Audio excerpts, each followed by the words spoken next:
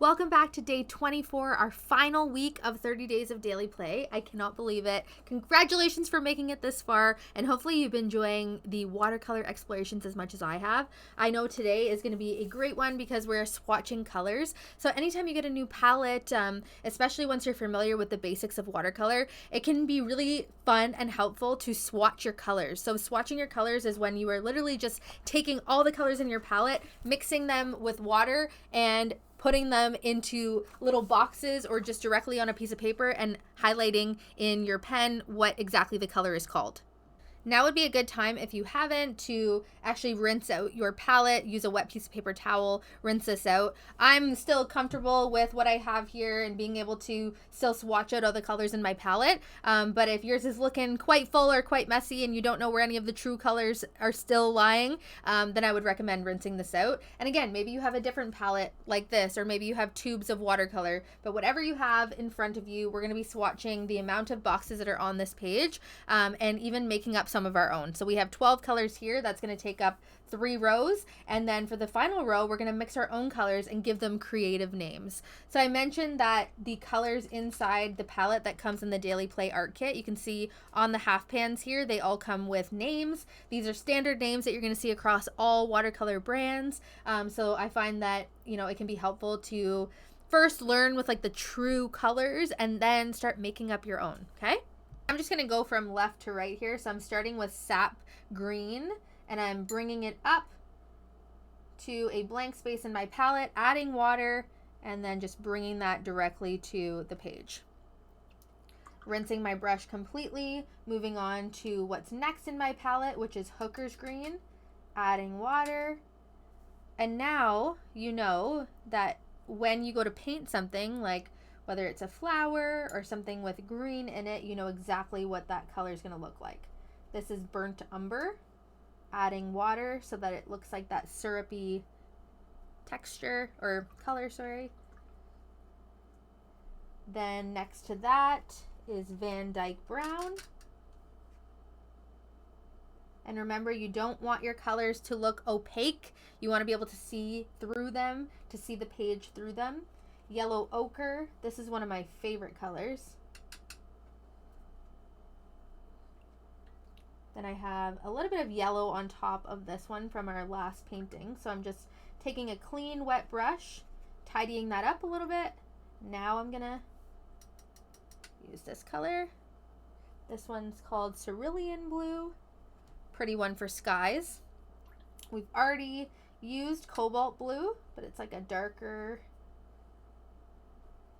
blue there.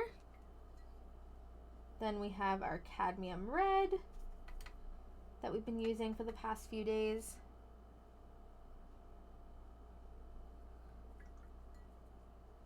Next to that, we have our scarlet red. I'll flip my palette. Sorry, this one's called Crimson Lake. Should know that. I'm finding a little square of blank space over here just to add a touch of water. Next to that, we have a cadmium yellow.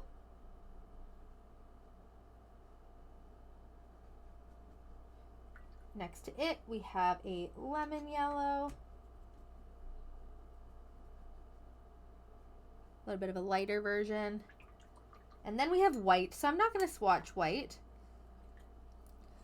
You're going to see exercises like this throughout your book where I'm prompting you to create palettes based on the season. So for example, like a tulip. A tulip might have 5 different shades or 5 different hues of pink. And so if we have this Crimson Lake, as you can see when you put Crimson Lake on the page, it looks a little bit pink. And so let's say I take some Crimson Lake and mix it with a little bit of lemon yellow. I'm going to end up with sort of this peachy pink, which I love. Almost like an orangey pink. And I'm going to give that my own name. And then you're going to keep working down the page, kind of creating your own colors, like maybe this violet that I've already mixed up here. I'll put that down here. We've already mixed up this sort of blue violet as well. And for some, you could just add a lot of water to this. Let's say we add a lot of water to this cadmium red.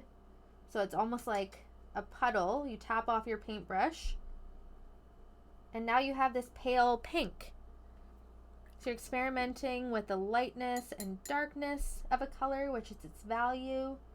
And maybe for my last color, what do I want to do? Oh, you know what I want to do is on day 22, I mentioned here that adding a color's complement to your watercolor mixture will tone it down and make it less vibrant. I do this all the time for greens. Adding a touch of red to a green dulls it down, and I prefer like a muted palette. And so I'm going to add a touch of cadmium red to this green, and it's going to give me, add a little bit more green because I turned it brown by adding too much red.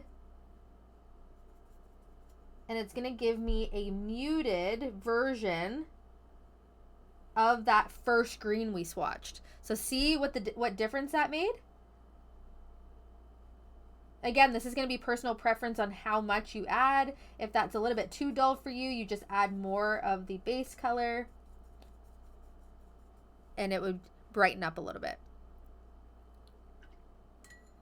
Now, once your swatches are dry, you're going to go back and label them. So again, the labels for these colors particularly are on the half pan itself. If you have a palette like this, the labels come with the packaging, or make them up. If there's nothing there, you make it up. But for me, these are specific colors. This one's called sap green. So I'm going to go ahead and label all of these. So you can see I started out using my brush pen, but I found that the actual size of the writing was too big for the space. And so I switched to my Sakura Micron, which writes super tiny, and that's really helpful in this case. I wrote in just my all capital letters super quickly and wrote the actual names of all the colors in my palette. And then I switched and I made up the names for the ones that I wrote in the bottom. For something like the pink where all we did was add water, maybe you would just want to make a note to yourself to remind yourself of what you did to create that color. Up here, these were the colors that are already in your book, and they were inspired by my backyard. And so I look outside and I see this color of green, it reminds me of the grass. I see this pink and it reminds me of the clouds at sunset. This sort of teal blue reminds me of our river. And then this particular color of mustard yellow reminds me of the sunset. Similar to the walking the line exercise we did a few days ago, you can often think about colors that you're seeing in your day-to-day life and just come home if you have a little watercolor paper pad like this and swatch out the different colors that you see. That's going to help you build your knowledge, your practice of watercolor, while also helping you be more aware and present to the world around you.